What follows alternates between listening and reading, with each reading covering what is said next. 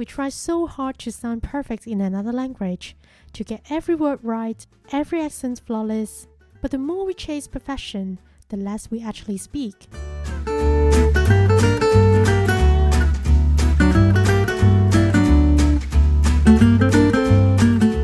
Hi, I'm Rachel, and you're listening to Rachel Ménager en Français. If you're new here, I'm a polyglot who speaks 6 languages, and I completely understand the emotion side of learning.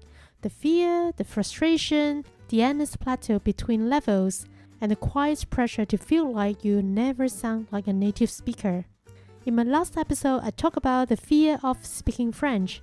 Today, we're going one layer deeper into the trap of perfectionism. Let me start with a question. If there are 2 groups of photography students, one group had to submit one perfect picture by the end of the month, and the other group had to take one picture every single day for 1 month. Which group do you think would take the best photos? Most people would say the first group, right? Because they have more time to plan, to edit, to make that masterpiece. But actually, it was the second group, the one taking photos every day, because they learned through doing.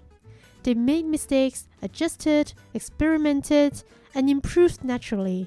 That story comes from Atomic Habits by James Clear. He uses it to show that progress doesn't come from chasing perfection, it comes from consistent practice. And honestly, language learning works exactly the same way. The people who speak imperfectly but consistently always become more fluent than those who wait until they can speak perfectly. It's not about getting it right once, it's about showing up again and again, even when it's messy, awkward, and uncomfortable.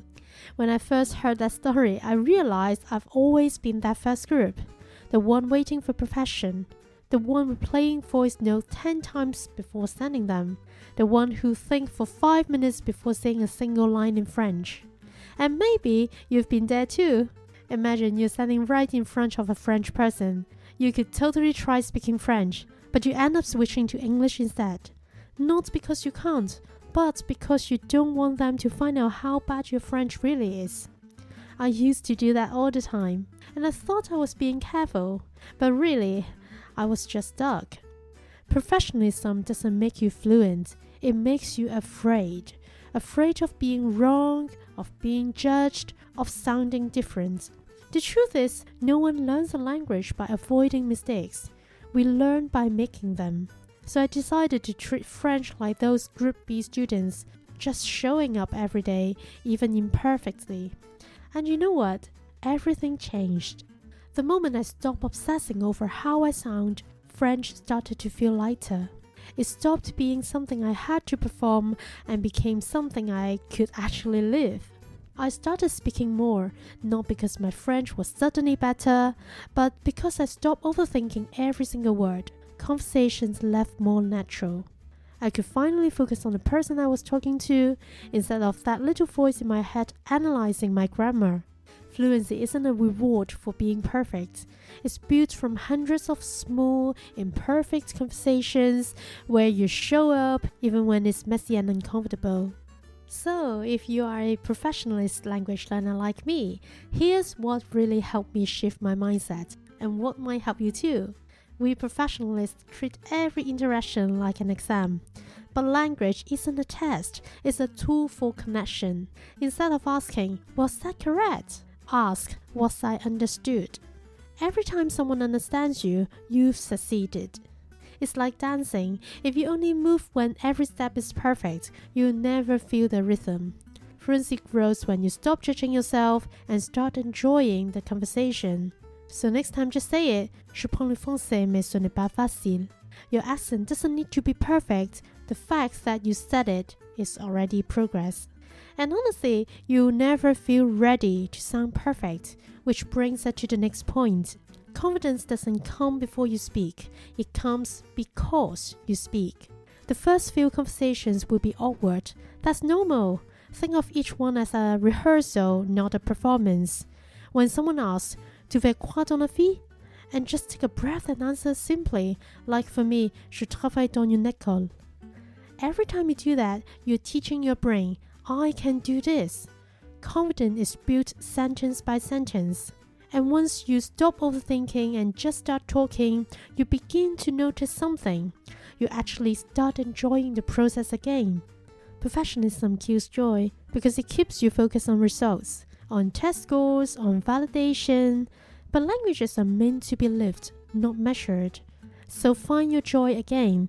Watch a silly French sketch, order dessert just to say tarte au citron, or sing in French. One of my favorite songs is Champs-Élysées. Oh, Champs-Élysées. I'm not going to sing it here, but if you want to hear me singing, you can watch my YouTube video. Well, my most comfortable moment in French isn't when I'm speaking. It's when I can follow and understand every lyrics of that song. That feeling and that spark of connection, that's fluency too. When you stop chasing progress and start finding joy, you naturally stay consistent without forcing it. And to truly enjoy learning, you also have to be okay with something most of us try to avoid, being vulnerable. We all hate making mistakes because we don't want to look stupid. But vulnerability, being willing to look imperfect, is actually part of language learning. Every time you speak despite feeling nervous, you are strengthening your courage muscle. I used to apologize to my French teacher every time I made a mistake, like j'ai allé à l'aéroport. Ah, pardon, je suis allé à l'aéroport. That's the common mistake that every French students make, and that's okay. You notice the mistake, you move on. Confidence is not no mistakes. Confidence is saying, it's okay, I'm still learning. The more you practice vulnerability, the more natural it becomes, like any other part of the language. And when you stop fearing mistakes, you start to see fluency in a completely different way. We often think fluency means sounding native, but true fluency is being able to express who you are, your thoughts, your emotions, your humor, even imperfectly. The accents, the grammar, the vocabulary, they are just tools, but you are the message. When you stop trying to imitate someone else's voice and start using your own, you realize you've been fluent in something far more important all along, the courage to connect. Some of the most beautiful moments in another language come from imperfection. When you search for a word, or someone smiles kindly at your mistakes, or when you both understand each other anyway, that's real fluency. So don't aim to sound perfect, aim to sound alive. Because people don't connect with perfect speakers, they connect with real humans. Thank you so much for listening to Rachel Mehajer en Français. If this episode spoke to you, share it with a friend who's learning a language, or tell me on Instagram what imperfect thing you do this week to practice. And if you haven't listened to the previous episode, The Fear of Speaking French, go check it out next. It pairs perfectly with this one. À bientôt, et n'oubliez pas, parlez, même si c'est imparfait.